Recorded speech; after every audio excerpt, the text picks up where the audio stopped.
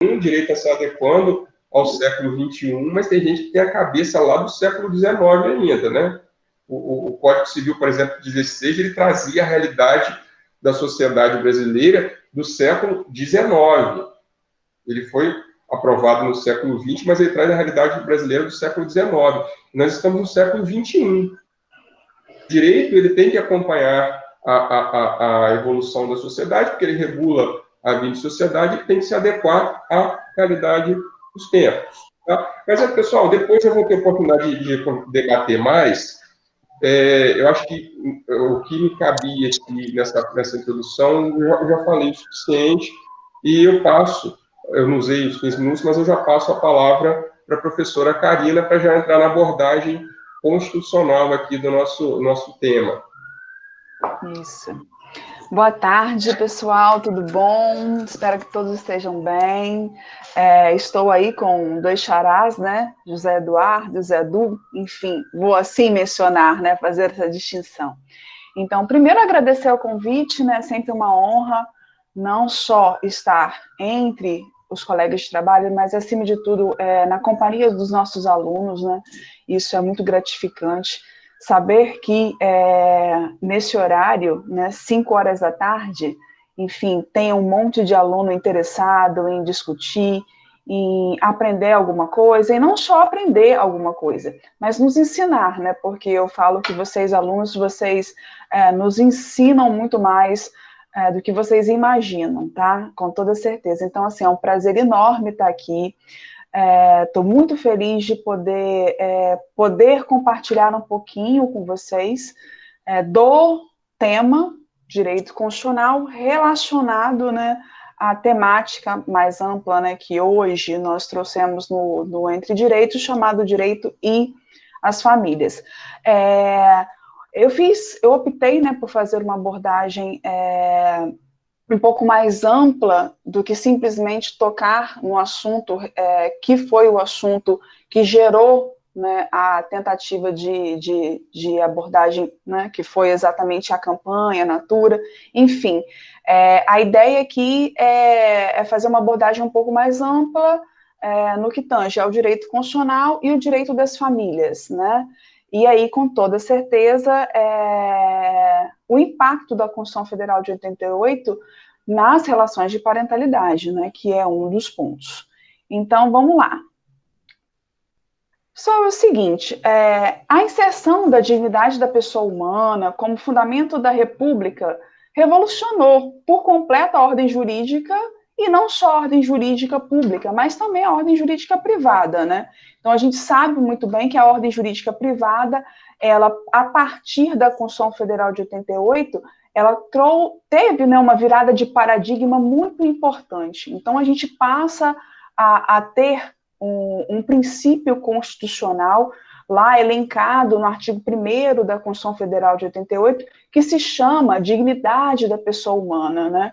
E, com toda certeza absoluta, o direito das famílias ele não ficou imune, né, a essa nova cláusula geral de tutela da pessoa humana.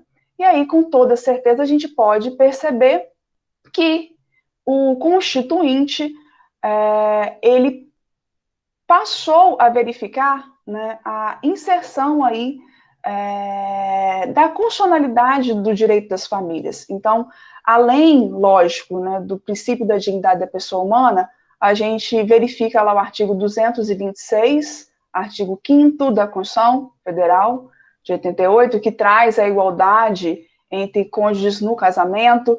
E não só isso, a ideia também, né, trazida no artigo 227, de que os filhos eles passam a ser a centralidade do grupo familiar, né? Então, a gente passa a estar dentro de uma nova construção jurídica, e dentro de uma nova construção jurídica que é baseada ou estruturada nas relações de igualdade e nas relações de liberdade. Vamos pensar que antes da Constituição Federal de 88, as relações de família, as relações familiares, elas eram baseadas na construção patriarcal. E o patriarcalismo, ele era estruturado, acima de tudo, nas relações de desigualdades. nas relações de desigualdade entre homens e mulheres no casamento, mas não só na relação de desigualdade entre homens e mulheres no casamento, mas também na relação de desigualdade entre pais e filhos, ok? E também, com toda certeza, nas relações de desigualdade entre homossexuais, heterossexuais, transgêneros e outros. Então, o Constituinte, ele pôs fim em duas grandes desigualdades, ou seja, na desigualdade entre homens e mulheres na relação conjugal e, inclusive, na desigualdade entre pais e filhos, ok? Além disso, o artigo 226, ele também trouxe a ampliação da organização de novas estruturas familiares. Então, isso quer dizer que o Constituinte optou também, né, por identificar novas possibilidades de organização de estruturas familiares. Essa, inclusive, foi a tese, né, construída ou justificada no STF, nas ações diretas de inconstitucionalidade 4277, na DPF 132, que trouxe a constitucionalidade da união entre pessoas do mesmo sexo. Isso significa dizer que a Constituição Federal de 88, ela adota um modelo de pluralidade das estruturas familiares, né? E aí, com relação a essa disposição, quando eu comecei a pensar e a estudar, sempre me veio à mente, né, o papel da Constituição Federal de 88 nessa virada institucional, mas, acima de tudo, uma pergunta. Porque é uma pergunta que, às vezes, eu acho recorrente. A instituição família, ela está em crise? E aí essa pergunta me veio, e aí eu fiquei pensando, poxa, peraí, vamos lá. A crise, de certo ponto, ela acontece, se é que ela existe, dentro do modelo familiar monárquico, vamos assim dizer, absoluto, perpétuo, totalizante, que o Estado, assim, dispunha, né, no sentido de que, poxa, peraí, antes da Constituição Federal de 88, era união, a família, ela só era concebida a partir do casamento, ela só era vista a partir do casamento, e inclusive do casamento entre homens e mulheres. Ou seja, ali naquele momento era o Estado, acima de tudo, fazendo o quê? Engessando as estruturas familiares, ok? Retirando, de certo ponto, a possibilidade, e não só isso, a autonomia dos indivíduos. O que acontece? Pensando nesse aspecto, nós tivemos várias transformações sociais. E aí, essas transformações sociais, como o Zé Eduardo mesmo trouxe de forma bem enfática, né, no sentido de que o direito, ele também tem que perceber as mudanças sociais, as modificações. Então, a gente passa a estar dentro de uma estrutura social que foi completamente modificada. Foi completamente modificada pela inserção da mulher no trabalho, no mercado de trabalho, modificada também pelas possibilidades, né, de alteração e independência da mulher, e não só isso, por movimentos sociais que visavam a proteção e a afirmação de determinadas categorias que até então elas vinham sendo, vamos assim dizer, esquecidas, né? E aí, enfim, algumas bandeiras também passaram a estar presentes na sociedade, né? Então, a questão é que essas modificações sociais, com a inserção das mulheres no trabalho, com a possibilidade do divórcio, com a autonomia dos indivíduos dentro das relações familiares, fez com que a gente pudesse perceber novas entidades familiares. Lendo um texto da Maria Celina Bodan de Moraes, né, eu achei muito interessante o termo que ela acaba utilizando a partir do Giddens, né, no sentido de que a gente passa a conviver com um modelo democrático de família. E, inclusive, esse modelo democrático de família, ele corresponde, né, em termos históricos, numa novidade muito importante, que é a inserção de direitos fundamentais nas relações familiares, notadamente os direitos de igualdade e os direitos de liberdade. Então, vamos pensar aqui. O adjetivo democrático, ou família democrática, ele por si só ele já traduz a ideia de rejeição, de discriminação, de qualquer desigualdade. E, acima de tudo, consolida a liberdade de decidir, ou seja, a autonomia do indivíduo. Então, dentro desse contexto, né, de mais autonomia dos indivíduos, as famílias, com toda certeza, elas passam a ser mais plurais, ok? Por quê? Porque a liberdade, que pressupõe tanto, aí nesse caso, a autonomia conjugal, quanto também a liberdade no exercício da parentalidade, que faz com que os filhos também sejam protagonistas dessa relação, de certo ponto, configura na essência, né, de uma família mais plural, onde você passa, acima de tudo, a respeitar a individualidade dos membros que pertencem a essa determinada família. Isso significa né, a transcrição, né, desses dois grandes princípios constitucionais, ou seja, a igualdade e liberdade, a igualdade no sentido de isonomia nas relações entre cônjuges e na relação entre pais e filhos, e a ideia, inclusive, de maior liberdade, maior autonomia para decidir, né, o que cada um membro da família sim pretende, isso faz com que a gente consiga redefinir uma nova função da família. Então, a família ela passa a ser um instrumento, um ambiente onde a dignidade de cada um dos membros ela é respeitada. E isso faz com que, ou isso permite, outras estruturas diferenciadas de relacionamento, baseadas no afeto, acima de tudo. E, inclusive, gente, essas estruturas, elas não somente elas são, vamos assim dizer, incluídas dentro desse contexto. Elas, na verdade, elas são necessárias, né, a uma sociedade plural, a uma sociedade mais fragmentada. Então, acho que seria essa a minha fala. Enfim. Certinho? Não sei se eu já gastei um pouquinho mais o tempo.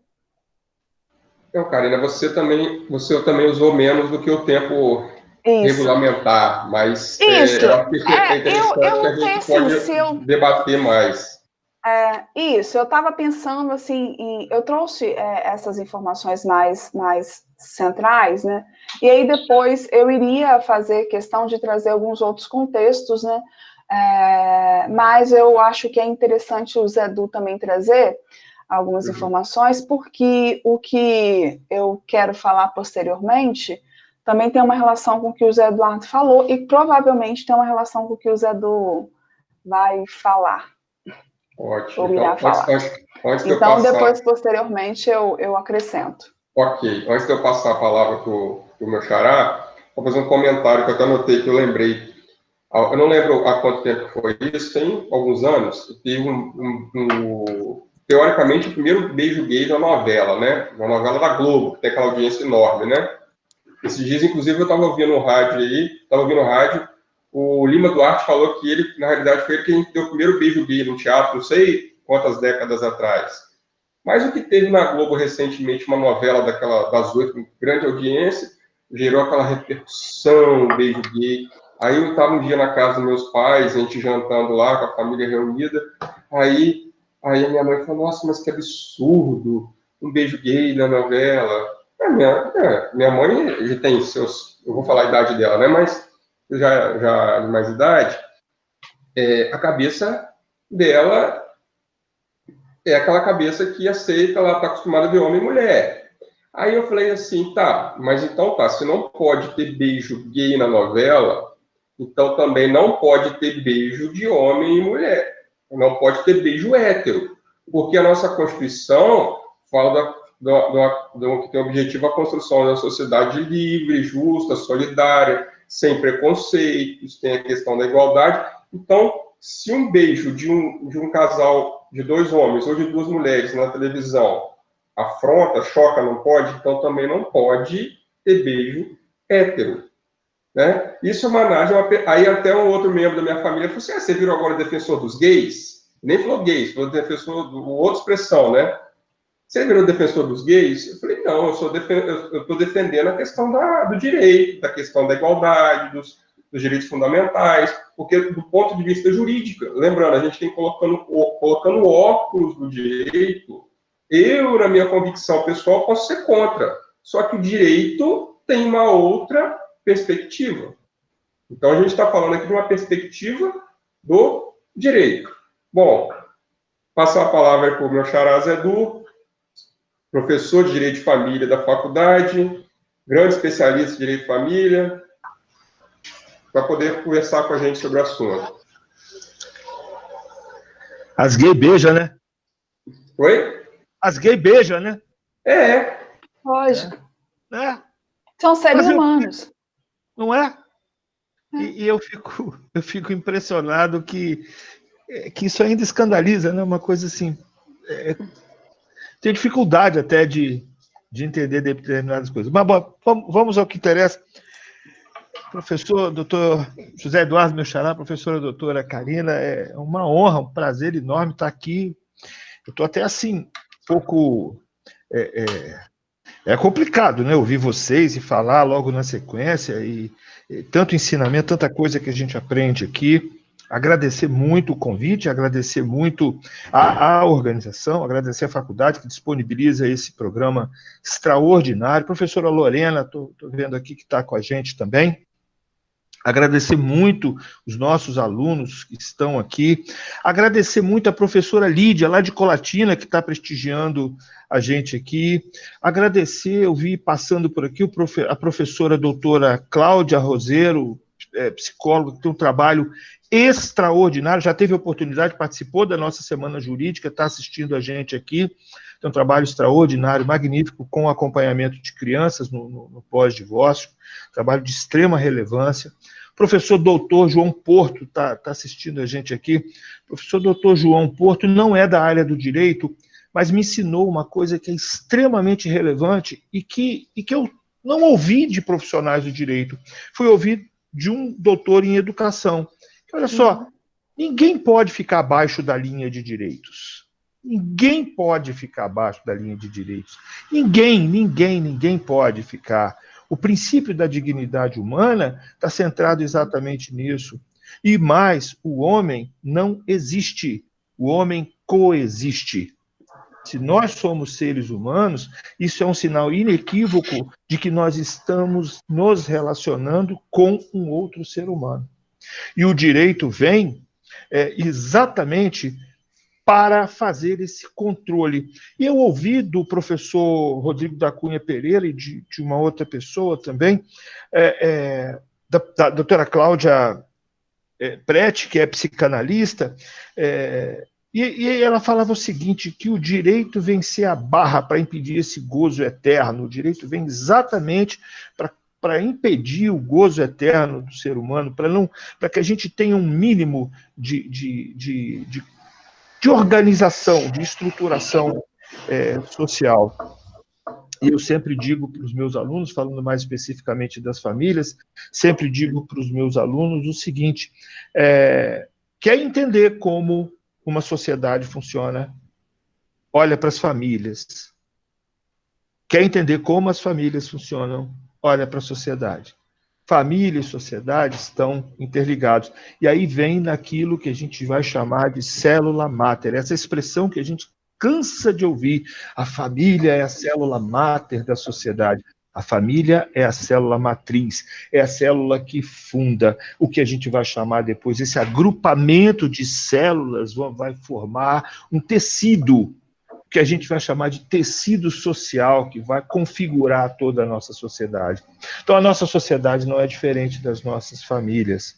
O professor Miguel Reale falava lá atrás que direito é fato, valor e norma. E que o valor que as normas têm vão ser dados pela própria sociedade, em última instância, as famílias. Só que as famílias interagem com o meio. E aí, como o próprio Vygotsky explicava também lá atrás, quando ele dizia que o homem interage com o meio, modifica o meio e é modificado pelo meio. E aí, lá atrás, um outro filósofo já disse que ninguém se banha, que um homem não se banha 2 vezes no mesmo rio, ou ele vai estar diferente, ou o rio vai estar diferente. Em resumo, o que nós estamos falando é o seguinte: as conformações familiares mudam, as famílias mudam, e nós não podemos olhar para as famílias com o mesmo olhar que os nossos avós olhavam, que os nossos pais olhavam. Eu cresci numa época que costumavam chamar isso de conflito de gerações, que uma geração não se entendia com a outra. Olha aqui, não é para entender mesmo, não sabe por quê? Porque mudou. A partir do momento que chega uma geração nova, modifica a forma de ver o mundo, é modificado por esse mundo novo e as estruturas se alteram. Então, quando nós estamos tentando enxergar uma sociedade que não existe mais, nós estamos agindo não como seres vivos, nós estamos agindo como visitantes de museus, que nós não vamos conseguir enxergar a sociedade. O máximo que a gente vai conseguir enxergar como a sociedade foi um dia e não como ela é. Não adianta. Meu xará estava falando com muita propriedade dos óculos, e é basicamente isso, é o óculos, é como eu vou enxergar essa sociedade, como eu vou ver, de que lugar eu vou estar vendo essa sociedade. E eu tenho que enxergar essa sociedade como ela realmente se apresenta. Eu não posso tentar enxergar uma sociedade que não existe, por motivos óbvios, porque ela não existe. Eu brinquei no começo da minha fala, asguei e beija, usando toda a impropriedade, tudo que a língua portuguesa não me permite dizer. Porque é o linguajar que a gente enfrenta. Os homossexuais existem. Existem. Fechar os olhos para essa realidade não vai fazer com que a realidade deixe de existir. E outra coisa também, eu vou fazer uma brincadeira, tem que saber o que vocês querem. Tem que saber o que vocês querem, porque há um tempo atrás, o pessoal dizia, o homossexual é promíscuo. Aí o homossexual dizia, então tá, eu vou me organizar em família. Nossa, mas homossexual em família, como que pode? Que absurdo. Tem que decidir aí o que vocês querem. Tá? Resolve isso aí, depois entrega para a gente que é do direito, que a gente dá um jeito, mas resolve. Esse é um problema da estrutura da sociedade.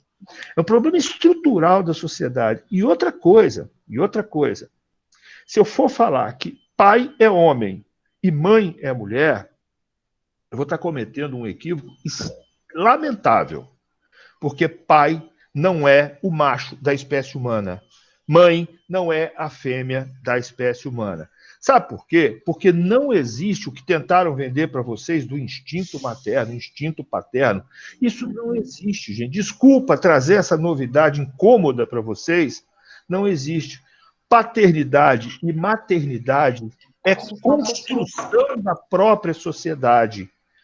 Pai é um lugar que alguém ocupa, mãe é um lugar que alguém ocupa.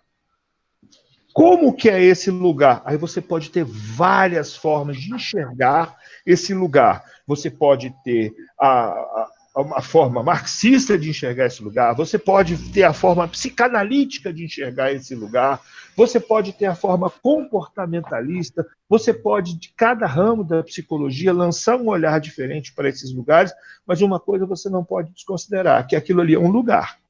É um lugar de exercício de função, sempre em favor daquilo que é o objeto mais tutelado de todo o nosso ordenamento jurídico, que é a criança.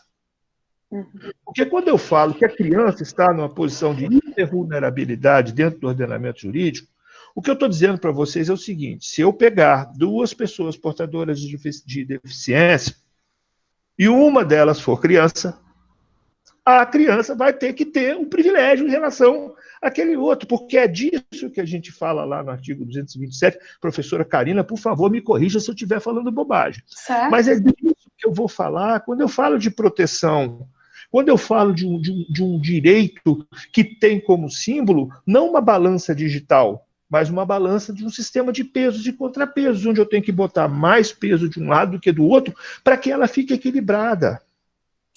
Eu aprendi também com o professor João Porto, que está aí assistindo a gente, que a gente precisa dar visibilidade. Parabéns à Natura, que mostrou uma realidade que já existe no Brasil. Não, o Tami não é o primeiro pai trans. Não é.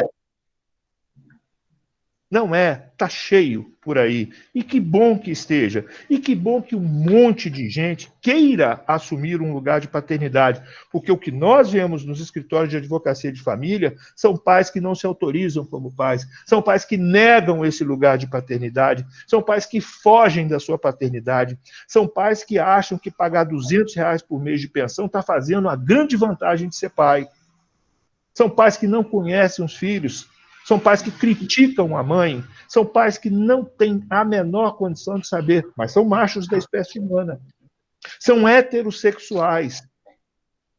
Isso garante o quê para essas pessoas?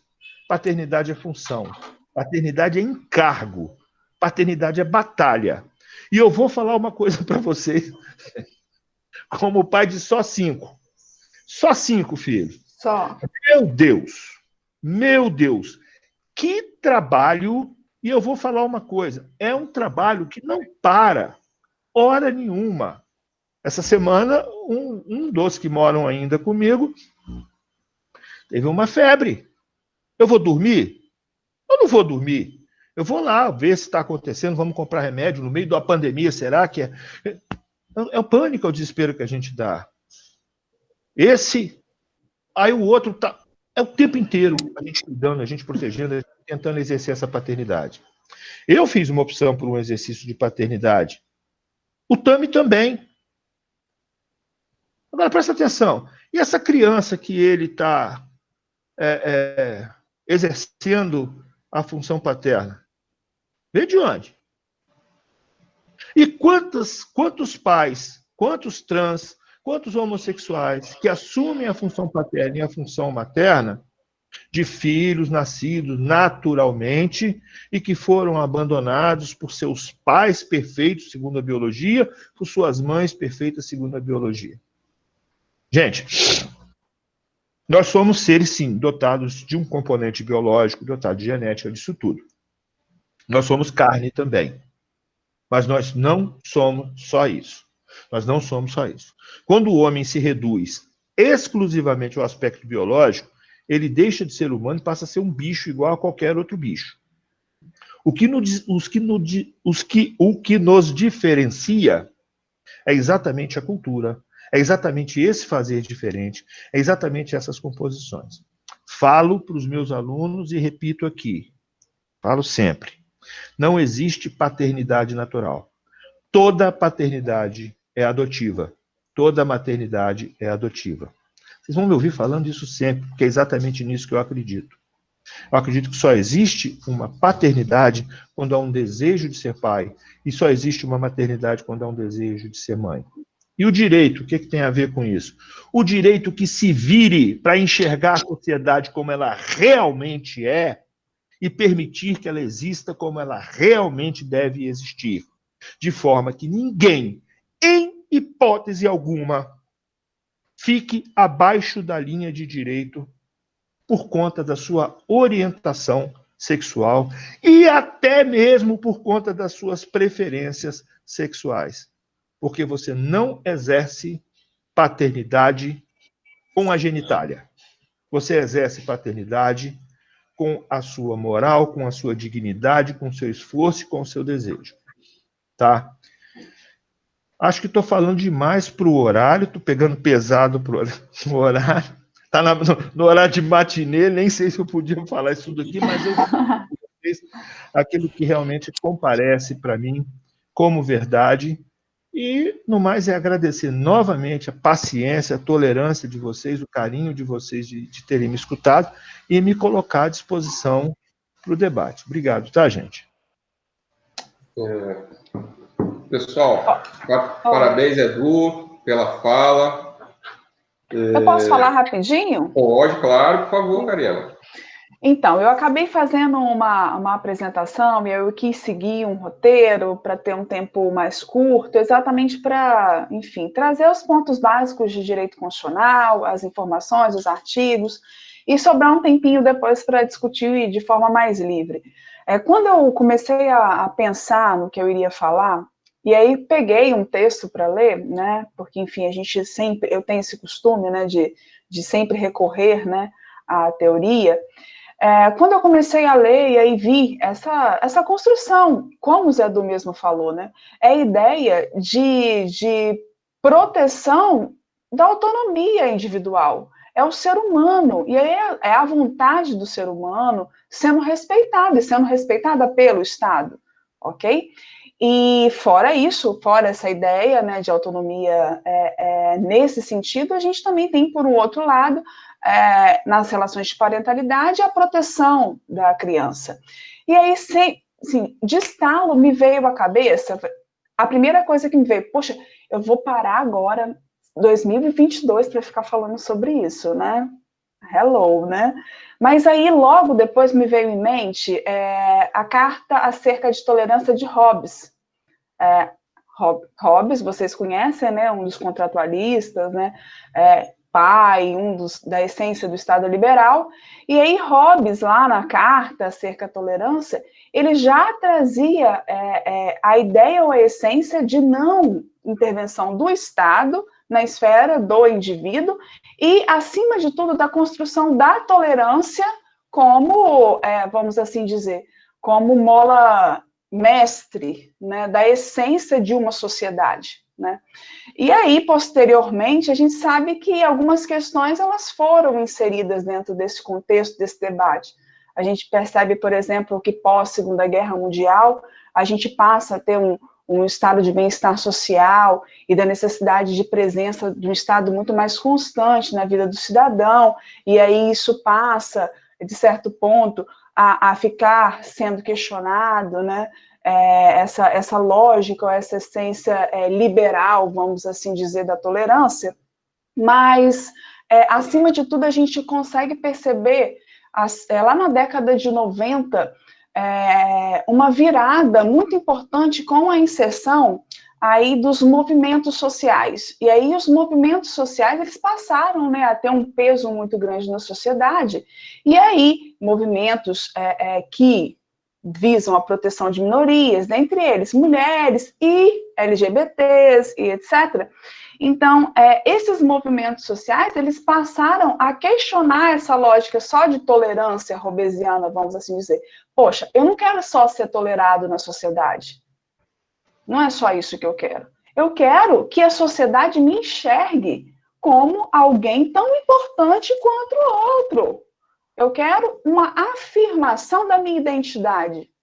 Essa que é a ideia.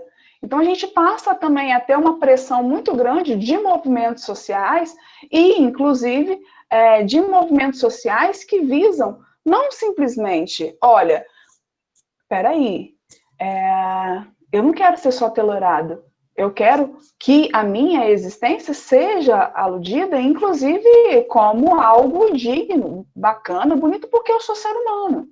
E aí a gente percebe que nós tivemos ganhos e, acima de tudo, como o Zé Du trouxe, né, uma lógica de visibilidade. E essa visibilidade, ela é extremamente importante.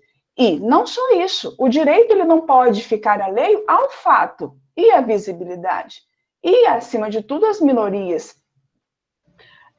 Agora, no final de tudo isso, me veio uma pergunta, porque a gente está falando de direito e etc. Mas até quanto o direito é capaz, né, vamos assim dizer, de construir a tolerância na sociedade? Porque, querendo ou não, a gente está aqui falando do entre direitos, e aí a função do direito na sociedade, e qual é a função? O direito está aí, ele está aí para garantir. Ou seja, nós estamos dentro de uma lógica de garantias constitucionais, fundamentos, garantias fundamentais. Qualquer garantia fundamental, qual é o objetivo da garantia fundamental? É garantir mesmo o cidadão. Ou seja, se ele tem uma situação de fato, ela tem que ser garantida pelo direito, ok? Mas aí é essa questão, né, que é da gente conseguir também, é lógico que foge um pouco da essência do direito, mas já no Entre Direitos, e pensando da perspectiva do direito, a gente também perceber até que ponto o direito ele seria capaz ou não de gerar tolerância, e não só isso, de afirmação de identidades pessoais, né? Porque às vezes a gente aqui no direito, a gente acha que o direito tem uma varinha mágica, e muitas das vezes não tem. É lógico que o direito ele está aí para garantir o fato, mas os conflitos sociais, eles, de certo ponto, eles acabam ultrapassando, muitas das vezes, dessas perspectivas, né?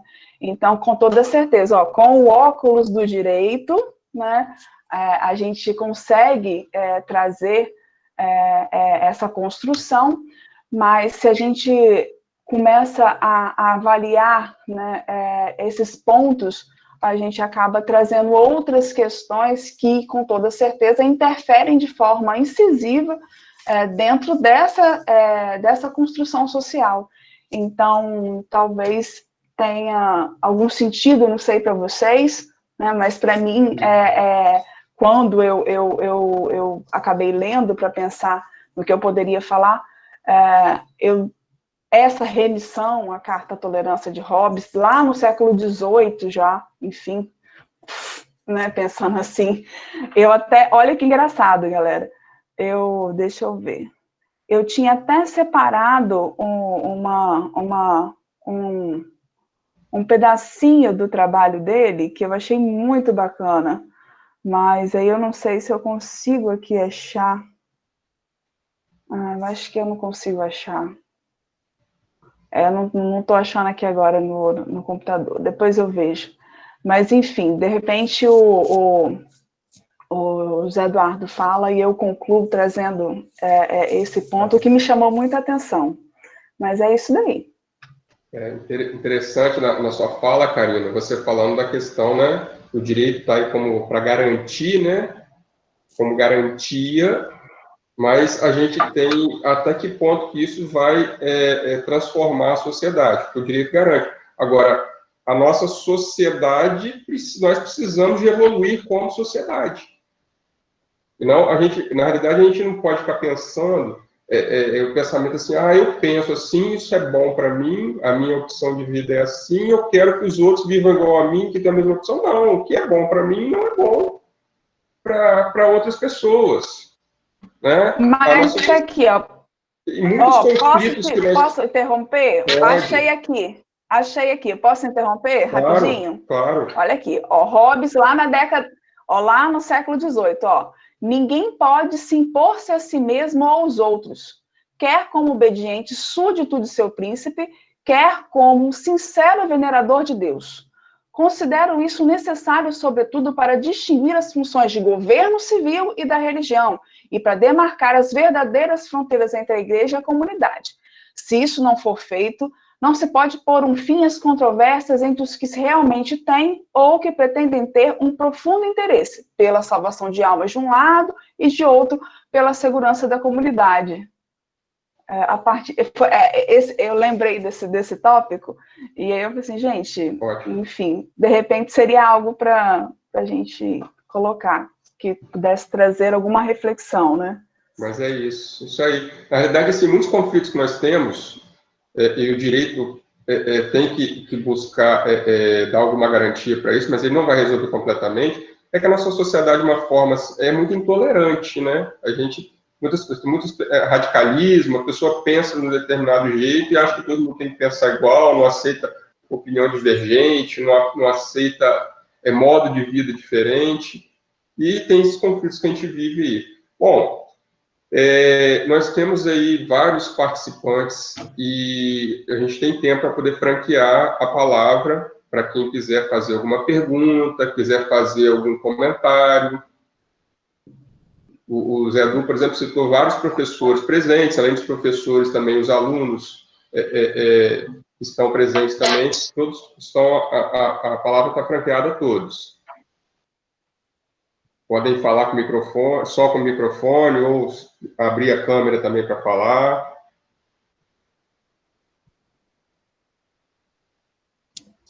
Alguém, pessoal? Quiserem fazer a pergunta pelo chat também, eu estou com o chat aberto aqui, vigiando, caso alguém queira fazer alguma pergunta. Zé Du, você quer falar?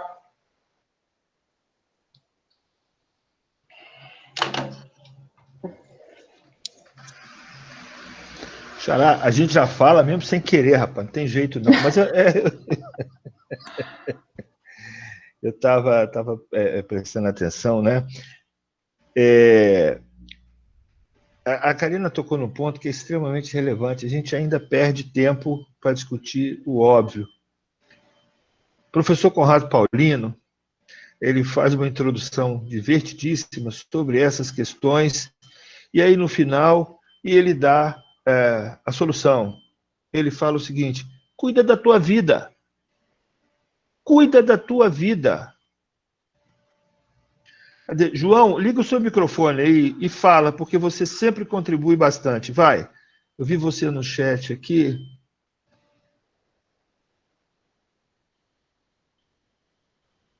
João Porto?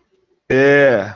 Ele está aqui. João Porto, Cláudio Aparece. A gente tem que aproveitar esse pessoal que está aqui, quando eles aparecem assim, a doutora Cláudia, o doutor João, quando eles aparecem, a gente não pode deixar passar em branco, não, porque com certeza vão ter muito. A doutora Cláudia também, queria muito ouvir a senhora, sempre maravilhoso.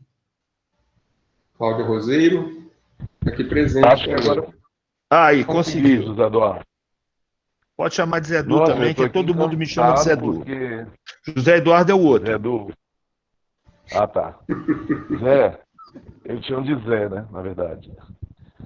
Zé, eu acho tão bacana vocês três se reunirem e falar de um tema tão interessante, de uma forma tão assim, sabe, que a gente perceber que em outras áreas fora da educação tem uma preocupação com essa temática e com outras questões que, na verdade, contribuem muito mais para a gente, porque eu dou aula de currículo, dou aula de didática e eu vou, obviamente, utilizar o que vocês falaram aqui quando a gente fala lá da Constituição de Infância, de família, e eu achei, assim, maravilhosas as colocações, sabe? E eu queria deixar, assim, pensar em algumas possibilidades de se discutir também, porque quando o direito, ele garante, ou ele,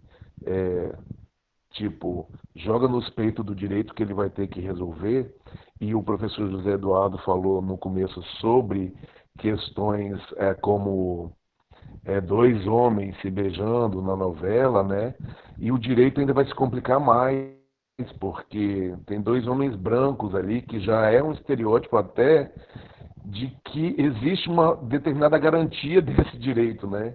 E se você colocasse dois homens negros, ia ser diferente, se eles não fossem tão bem sucedidos quanto os caras da novela eram na representação dos papéis, se fossem dois pessoas em situação de rua, homens se beijando numa novela, como a Fernanda Montenegro e a Natália Timberg se beijaram depois de uma novela e foi muito pior a reação que elas receberam. Mas por quê? Porque eram duas mulheres, e eram porque duas mulheres idosas, entendeu? E aí a gente fica assim, eu estava aqui viajando e pensando, o direito ele também garante especificidades às vezes, né? E a gente precisa entrar nessa fase do direito que ele invada outras questões, né? Elas são duas mulheres idosas se beijando na televisão, mas elas não tinham esse direito. Mas os outros dois rapazes, bonitos, brancos, elitizados na novela, eles tinham ainda esse aval, né? Não foi o caso da mãe do José Eduardo, mas assim, de muita gente que achou aquilo super bacana, mas e por que a parte das duas não foi bacana, né? Então, assim, o direito, ele está atento, essa é a minha pergunta, né? Ele está atento a essas peculiaridades assim muito dadas de uma teoria pós-crítica, né? Porque não é só dois homens se beijarem, mas qual a condição desses dois homens que estão se beijando numa representação social?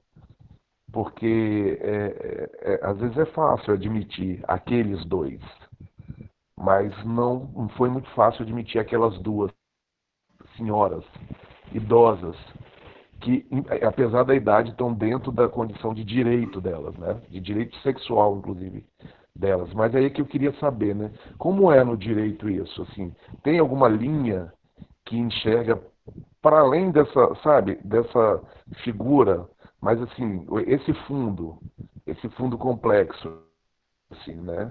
Eram dois homens brancos, bem-sucedidos, mas e aí? Será que quando são dois homens negros, ou dois homens feios, ou dois homens mancos, sei lá, sabe aquela coisa? Queria entender um pouquinho isso dentro da questão do direito. João, eu estava pensando aqui enquanto você falava, eu imaginei a cena aqui, duas mulheres já com uma certa idade, pretas, e pelo menos uma das duas cadeirantes. Já parou para pensar como é que seria a situação? Porque também é uma outra situação que a gente precisa ver. Se nega direito sexual ao cadeirante, sabe? As pessoas acham que o cadeirante sequer tem. Então, é disso que a gente precisa tratar. É dessa situação, é do cuida da tua vida, do Conrado, que a gente precisa tratar, sabe? E por quê? Porque ninguém pode ser privado de qualquer tipo de direito pela sua condição, por uma condição que nem sequer depende, que às vezes não é nem escolha, né? Que às vezes não é nem... muita gente chama de opção sexual, que é uma loucura, né? Sabe? Enfim, mas é isso. Mas a gente vai devagarinho, a gente vai com isso. Eu tenho certeza que essa geração de alunos, por exemplo, que vai sair da FDCI, vai sair muito melhor do que a minha geração. Por quê? Porque eu sei que a geração do Zé e da Karina que vieram depois já são melhores do que a minha, sabe? E aí a gente vai construindo, não pode parar. Não pode abrir mão de promover encontros como esse aqui, de te incitar, sabe, João, toda vez que você estiver assistindo a gente, e vamos que vamos. Bacana. Precisamos do podcast dessa aula, tá? Por favor, gente. Se vira. Está sendo gravado, está sendo gravado. Pegando o que o Zé Edu falou ali, eu passei a usar pegar as coisas do cotidiano, acho que facilita a gente compreender as situações. Eu dei um exemplo já em sala de aula, uma situação que ocorreu no meu grupo de WhatsApp da minha turma de faculdade. Eu formei em 99 na FDCI.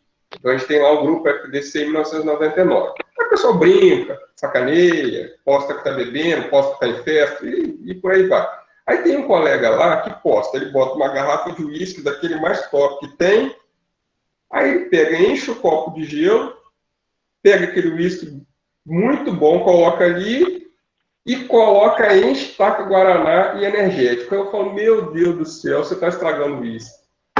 Aí a gente começa a sacanear o cara, brincar com o cara, que o cara tá... Aí depois eu tive um momento de sensatez e falei assim, meu amigo, o uísque é seu, o dinheiro é seu, o gosto é seu. Se você quer estragar um uísque bom desse aí, o problema é seu. Aí aquela história da gente, tipo assim, eu, José Eduardo, acho um absurdo pegar aquele uísque bom e misturar com energético e guaraná. Mas o que eu tenho a ver se ele gosta daquele jeito, se aquilo que satisfaz ele, seja feliz tomando uísque daquele jeito. Então, essa percepção que a gente tem que ter, respeitar a diferença, permitir que o outro seja feliz do jeito que acha melhor para ele, por aí a gente vai viver, todo mundo vai viver melhor assim. Posso tentar contribuir um pouquinho também? Claro. Então, João, quando você trouxe levantou, né, essa bola, eu também fiquei me questionando aqui, né, porque a gente está falando do direito, e a gente está falando, acima de tudo, daquela essência de liberdade ou autonomia do indivíduo, que vocês trouxeram mesmo. O indivíduo, ele faz o que ele quiser, a vida é dele, e de fato, ponto, nada ao que questionar a essência, né, da liberdade individual. E, inclusive, assim, da importância da liberdade individual na construção do sujeito, da personalidade do sujeito. Agora, me veio em mente a ideia, né, de que existem multiplicidades de demandas. Então, ao mesmo tempo, você tem uma pessoa que enfim, tem a demanda em afirmação em relação não só à sexualidade, à orientação sexual, mas também em relação à cor da pele, em relação à condição de gênero. Então, a gente passa a conviver com uma multiplicidade de demandas, e aí eu penso que dentro dessa multiplicidade de demandas, a gente teria sim aí um papel essencial do Estado na construção de políticas públicas específicas que tratem dessa multiplicidade de demandas. Então, assim, lógico, bacana, ok, cada um faz o que quer, legal, isso daí já está posto. Isso daí não é nem sequer, ao meu ver, necessário de discutir. É necessário discutir, porque, enfim, a gente está aqui discutindo, ok, mas eu acho que a gente ainda precisa pensar o além, né? O de construir a mentalidade, e não só isso, de identificar, né, que os governos nas esferas, eles precisam sim ter projetos específicos de políticas sociais implementadas, entendeu?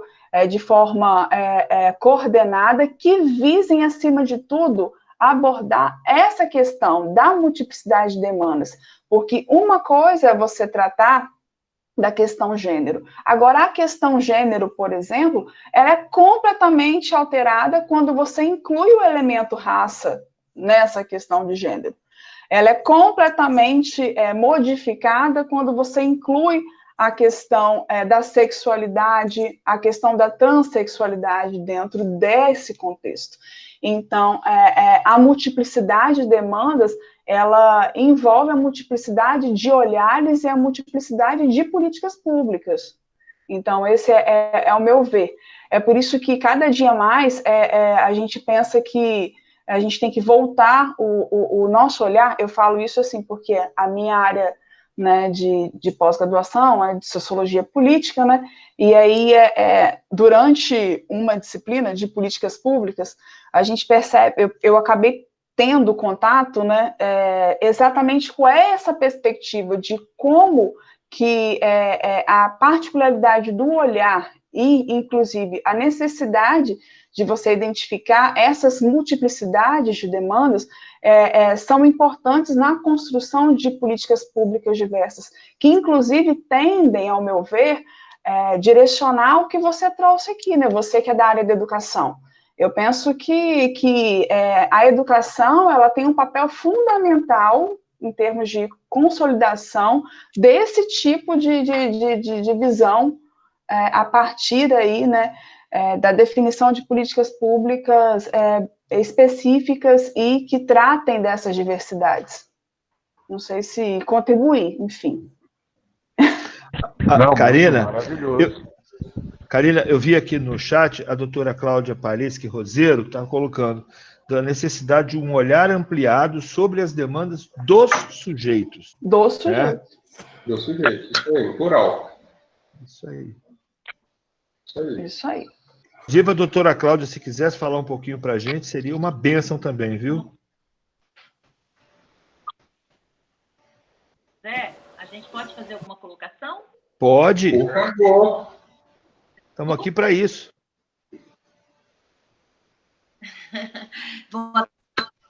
Pode falar? Boa tarde a todos. Prazer imenso, uma tarde de sexta-feira, estar ouvindo 3 pessoas assim que estou apaixonada. Zé Du, ele sabe o quanto que eu sou fã dele. E a doutora, perdão que esqueci o nome, mas o doutor Zé Eduardo, bom, enfim, estou adorando. Mas eu queria colocar uma coisa que o Zé Du falou, a questão da família ser a célula máter da sociedade. Muitas vezes a gente, quando usa essa expressão, as pessoas, em sendo pai e mãe, as pessoas estão em confusão. Quando, na verdade, a família célula da sociedade é aquela que se vê como ente familiar, com parentalidade, com afinidade. Então, eu gostei muito da sua colocação, Zé Du, com essa relação. Atualmente, ainda mais pelos preceitos constitucionais, nós já não temos mais a família pai, mãe, filho. Hoje nós temos uma diversidade de família e ela continua sendo a célula da sociedade, porque ela continua trazendo princípios e valores de caráter, de moral, de individualidade, de respeito, que são levados para a vida, para a nossa vida. Então, está havendo uma grande dificuldade nesse sentido, de entender essa força familiar que não é mais só aquela Mariana, aquela família Mariana, né? Que aquela que era o modelo. Então, eu gostei muito da sua colocação e com relação aos respeitos constitucionais que nós temos que carregar. E também fiquei meio assim com a crítica recebida pela Natura, porque as nossas convicções pessoais são nossas. As sociais, elas têm que ser divididas. Então, nós temos que respeitar as pessoas. E o doutor José Eduardo está falando do uísque, né? Eu travo uma grande briga com meu filho. Porque eu não sei se vocês sabem, tem uma empresa de refrigerante, a Coca-Cola, que é maravilhoso para você tomar com qualquer energético, com uísque, com fruta. E toda vez que eu tomo, ele briga comigo. Ah, você está colocando um uísque bom. O uísque é meu. O extrato é meu, entendeu? Apesar de não, quem quiser faz. Hoje nós estamos numa realidade social desse jeito, né? Então, obrigada aí, Zé Du. Manda sempre, que eu estou sempre com vocês. Obrigada aí pela participação. Lídia, obrigado. Eu queria só falar o Eu seguinte. invejo. Outra coisa que eu invejo aprendi, você, acabei Pedro. aprendendo com o João, é o seguinte: quando a gente usa a expressão família desestruturada, meu Deus do céu, o Constituinte de 88 foi lá e colocou 3 modalidades explícitas de família e deixou a cargo da nossa criatividade, com base nos preceitos constitucionais, uma infinidade de modalidades de família. Você pegar o livro novo do Rodrigo, esse que ele lançou agora, ele faz uma longa enumeração. Metade daquelas famílias que ele fala ali, eu acho que ele está completamente errado, mas ele fala, né? Acho que metade é fruto de um mero equívoco, mas enfim. Então não é família desestruturada, é uma família que tem uma estrutura diferente da sua. Aí eu pergunto, você está cuidando da sua família? Você está preservando a estrutura familiar como você gosta que ela seja? Ou você está tão preocupado com a estrutura familiar do vizinho que você está esquecendo de cuidar da sua? Tomar cuidado, viu, com isso. Zé Eduardo, desculpa interromper, essa conversa ela é tão retroalimentada dentro de um sistema educacional, por exemplo, que você vê essa semana, em pleno 2020, um ministro da Educação se pronunciar sobre esses 2 assuntos que vocês estão abordando aqui, né? Que chega a questão da sexualidade e da culpabilização de uma desestrutura familiar, seja lá o que ele entenda que seja essa estrutura, para que haja uma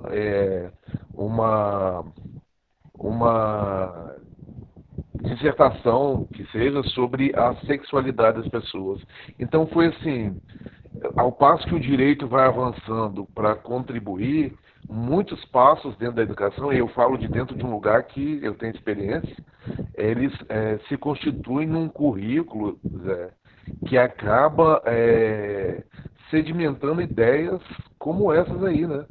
É comum você chegar numa escola hoje e culparem o não sucesso de uma criança pela desestrutura da família dela, como se houvesse um padrão estrutural, ou como se aquilo que ela tivesse como família não fosse uma outra estrutura, ou um novo tipo de estrutura. Então, assim, a coisa mais doentia que a gente escuta dentro da escola é a família do fulano é desestruturada. Ou seja, se a família não tem uma estrutura igual a que você almejou, ou a que você definiu, ou a que você achou que é mais divertida, né? Parece que a família do outro é desestruturada. E isso a escola tem que carregar essa culpa, sabe? Porque a escola retroalimenta esse sistema de uma definição de estrutura de família. Inclusive, assim, se vocês forem nas escolas dos filhos de vocês vão ver nas paredes. O boneco lá nem tem rosto, tudo da cor da Peppa Pig.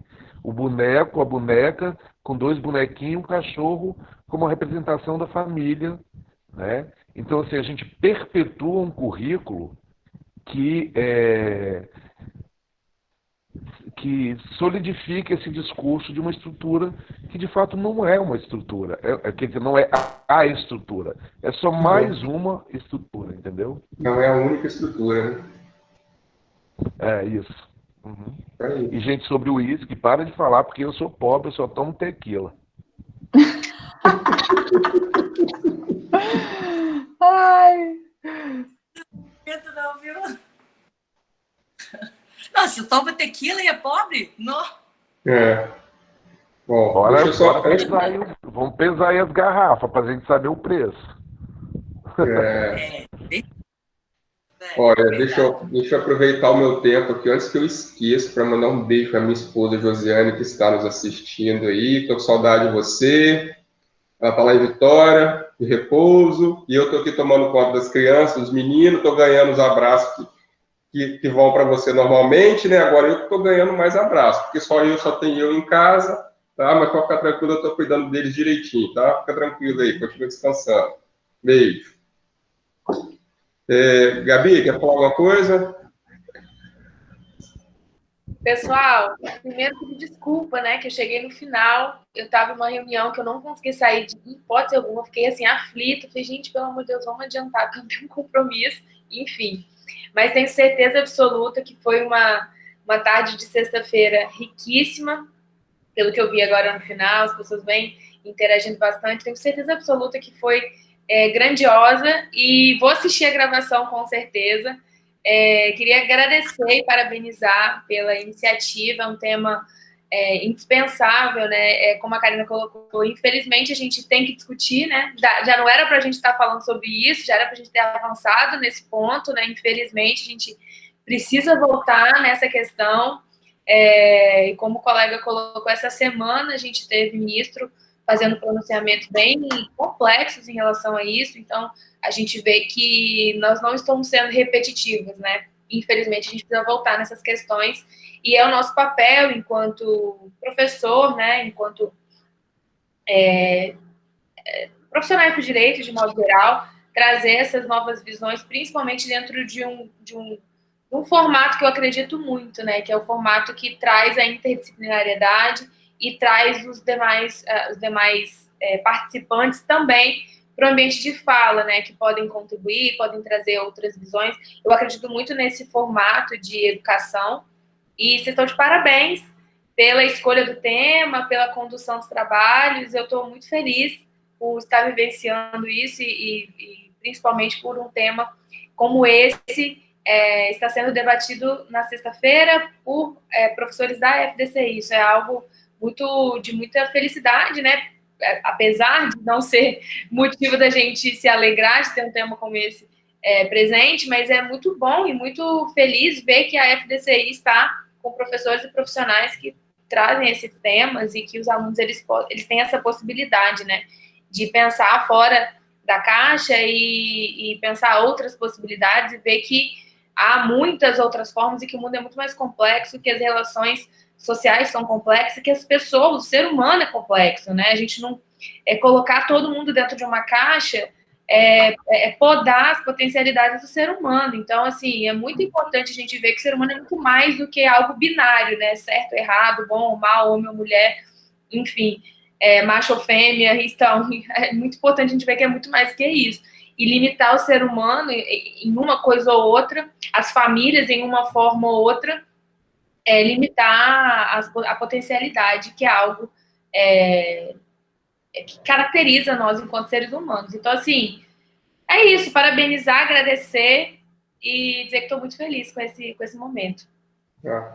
Pessoal, desculpa, eu falei Gabi numa intimidade, assim, numa informalidade, mas é como a gente trata ela, mas a Gabriele, professora Gabriele, além de professora, é também coordenadora da FDC, nova geração, chegando lá, somando junto com o Cristiano, o professor Cristiano e o professor Henrique Nelson, a Gabriele, a professora Gabriele também faz parte da coordenação da faculdade. Tá? Bem-vinda aí, professora Gabriele, obrigado pelo seu trabalho e organização desses eventos. Valeu aí. Pessoal, a programação é até às 18. A gente pode encerrar. Professora Karina, professor Zé Edu, né? Vocês querem fazer alguma palavra final, antes da gente encerrar? Só agradecer mesmo pela participação, pelo convite, né? Aprendi muito, enfim, como eu mencionei, né? Geralmente, tanto a sala de aula como esses debates fazem com que a gente acabe aprendendo mais, assimilando mais, do que efetivamente ensinando algo, se é que eu tenho algo para ensinar, né? Enfim, ou conversar. Enfim, agradecer pela companhia de vocês e por tudo que eu aprendi. Enfim, é tão bom saber que a gente está num ambiente tão democrático. Eu gosto muito disso. Eu gosto falei das famílias democráticas lá, do conceito de Giddens, da Maria Celina Boldon de Moraes, e eu estou aqui falando, né? A sala de aula democrática. Então, eu particularmente acho muito, muito proveitoso esse tipo de ambiente onde se dá espaço para as pessoas falarem e, enfim, se posicionarem. Então, eu fico muito feliz de pertencer, inclusive, a uma instituição que tem esse propósito, né?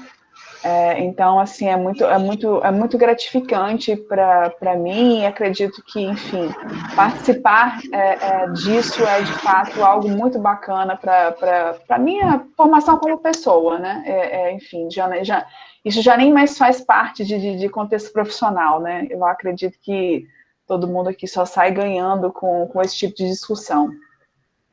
É só isso. A professora Karina trouxe um ponto que é extremamente relevante, né? A gente não está aqui como professor cumprindo uma carga horária, né? Não é isso. É muito além, porque é o lado humano, é o fato de ser humano e o ambiente que a gente acaba tendo dentro da própria faculdade, por parte da coordenação, por parte dos alunos, por parte das pessoas que vão chegando, né? Que vão chegando. Eu estou achando o máximo ver a doutora Cláudia aqui hoje com a gente, porque esteve com a gente na Semana Jurídica e acaba vindo para participar dos eventos da faculdade, professor João assistindo, e a professora Lorena, enfim, tanta gente bacana que tem tanto aí a contribuir. E eu adoro uma prosa, gente. Me chamar para conversar, nossa senhora, eu estou dentro, não tem esse negócio comigo, não. A gente discute, a gente conversa, nem sempre a gente concorda, mas uma coisa é verdade, é isso que a professora Karina falou, a gente enriquece. É o momento que a gente mais enriquece, é quando a gente está permitindo sair daquela coisa da aula preparada, do roteiro pré-fixado, e poder ter a liberdade de falar, e de ouvir, de se ouvir, e de ver uma posição divergente, ou às vezes uma posição complementar. E esse programa, então, esse Entre Direitos, eu tenho paixão exatamente por conta disso, essa pegada de visões diferentes sobre um determinado tema, como a gente enriquece, né? Espero que cresça e que na próxima edição que tenha mais gente trazendo, e mais gente de fora também, de outros campos, que os nossos alunos participem. Eu estou muito feliz por ter participado aqui hoje, agradeço muito a todos vocês, o Zé pela coordenação do evento, a Gabi por estar aí com essa pegada nova, colocando oxigênio, assim, sabe? Bastante oxigênio, oxigenando o pulmão da faculdade para fazer esse tipo de evento acontecer. Obrigado, obrigado, obrigado. É o que eu posso dizer para vocês aí. Valeu, gente. Bom, eu agradeço também imensamente a todos aí, a participação, os professores, e as pessoas, os professores também que participaram, os alunos que estão aí, e dizer que eu estou com muita saudade de encontrá-los pessoalmente, professores, alunos, dar um abraço. Outro dia eu falei que eu sonhei que eu encontrei uma pessoa em determinado lugar, não lembro que pessoa que era no sonho, e a gente começou a se abraçar, e falava assim, não, a gente não pode abraçar, e a gente não se largava por causa da pandemia. Eu espero que esse momento passe logo e a gente volte a se encontrar pessoalmente, conversar pessoalmente, e nos ver, nos abraçar. E é isso aí. Gabriela, professora Gabriela, eu vou deixar a palavra final para você encerrar aqui e a gente conclui os trabalhos de hoje. Pessoal, muito obrigada por tudo. Novamente, professor José Eduardo Coelho, professora Karina, professor José Eduardo Silvério. Muito obrigada pela participação de todos os alunos, de todos os convidados externos. Enfim, fiquem totalmente à vontade para voltar. Teremos outras edições. com certeza esse debate não vai parar por aqui.